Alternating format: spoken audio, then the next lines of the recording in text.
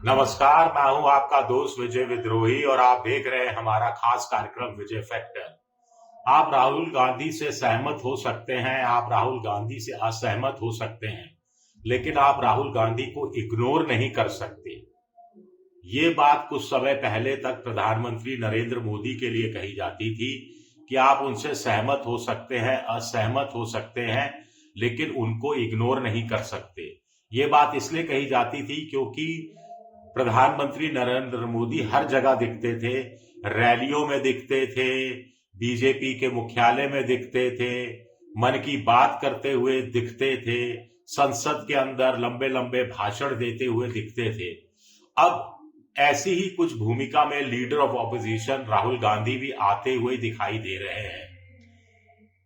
पहले उन्होंने जनरल नरवणे का मामला लोकसभा में राष्ट्रपति अभिभाषण पर हो रही धन्यवाद प्रस्ताव की बहस के दौरान उठाया और अपनी बात पर अड़े रहे, खड़े रहे।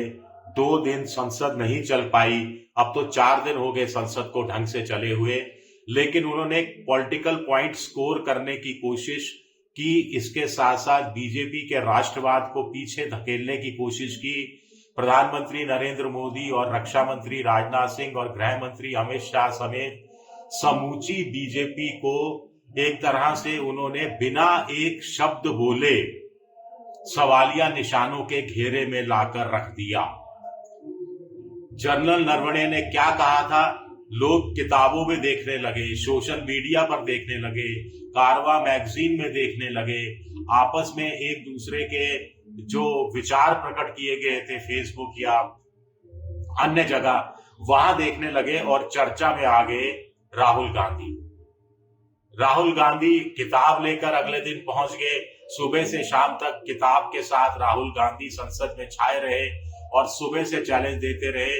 प्रधानमंत्री मोदी, आज मैं चैलेंज देता हूं, लोकसभा में आएंगे तो मैं सीधा उनसे डायरेक्ट मिलूंगा और ये पुस्तक भेंट करूंगा, जो पुस्तक उनकी पार्टी कह रही है, उनकी सरकार कह रही है कि प्रकाशित तक नहीं हुई।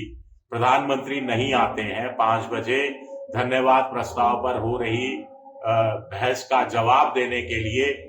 ऐसा रेर होता है। मैंने तो मोदी जी के बारे में पिछले 11 साल से पहली बार सुना कि तयशुदा कार्यक्रम हो, जिसकी घोषणा हो चुकी हो, उसमें वो नहीं आए। आज सुबह भी वो ऑफिशियली कंफर्म हो गया कि लोकसभा में वो बहस का जवाब नहीं देंगे, राज्यसभा में जरूर जाएंगे बहस का जवाब देने। तो चर्चा में राहुल गांधी। फिर उन्होंने मुद्दा उठा दिया कि प्रधानमंत्री नरेंद्र मोदी पर बड़ा गंभीर किस्म का आरोप लगाया, लेकिन कहीं ना कहीं प्रधानमंत्री से भी इसी तरह के गंभीर किस्म के आरोप कांग्रेस पर, राहुल गांधी पर, पंडित नेहरू पर लगाते रहे हैं। तो टिट फॉर टैट वाली राजनीति क्या राहुल गांधी खेल रहे हैं?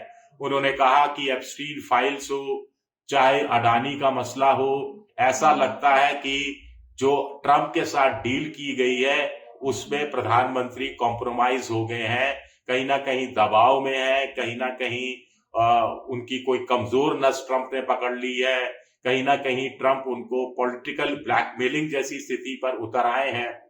और राहुल गांधी ने जो कहा 2025 में, वो 2026 की फरवरी में सच साबित होता दिखाई दे रहा है, जब राहुल गांधी ने कहा था कि ट्रंप के साथ मोदी जी हर हाल में डील करेंगे, जो शर्तें ट्रंप लगाएंगे उन पर मोदी सरेंडर हो जाएंगे। अभी ये बात इसलिए नजर आ रही है क्योंकि डील पर बातचीत हुई है, सहमति हुई है, डील नहीं हुई है। लेकिन अमेरिका के तमाम गृह मंत्री, कृषि मंत्री से लेकर उनके जो यूएस ट्रेड रिप्रेजेंटेटिव हैं, वो सब डिटेल का ब्यौरा, डील का ब्यौरा दे रहे हैं। डिटेल में नहीं दे रहे, लेकिन कुछ कुछ ब्यौरा दे रहे हैं कि कैसे भारत ने अपना कृषि बाजार अमेरिका के किसानों के लिए खोल दिया है, वो भी 0% टैरिफ पर।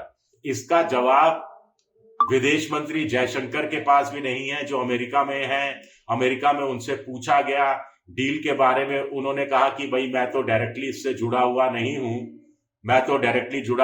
हूं, वाणिज्य मंत्री पीयूष गोयल जुड़े हुए हैं, वही बेहतर जानते होंगे। पीयूष गोयल प्रेस कॉन्फ्रेंस करते हैं, पत्रकार सवाल पूछते हैं, तो वो कहते हैं अभी तो डील की निटी ग्रिटी देखी जा रही है, अभी तो ताना बाना उसकी डिटेल्स लिए जा रहे हैं, यानी उन्हें भी कुछ नहीं पता है। बस कह दिया कि किसानों का और दुग्ध उत्पादन में लगे हुए किसानों का और मछुआरों का नुकसान नहीं होने दिया जाएगा, भला होगा ये नहीं कह रहे हैं। उनके तमाम हित सुरक्षित रखे जाएंगे, संरक्षित रखे जाएंगे, वो कह रहे हैं, लेकिन जलेबी बना रहे हैं। और राहुल गांधी की बातों पर फिर लोग क्यों नहीं यकीन करें जब राहुल गांधी कह रहे हैं कि कुछ ना कुछ गड़बड़ है?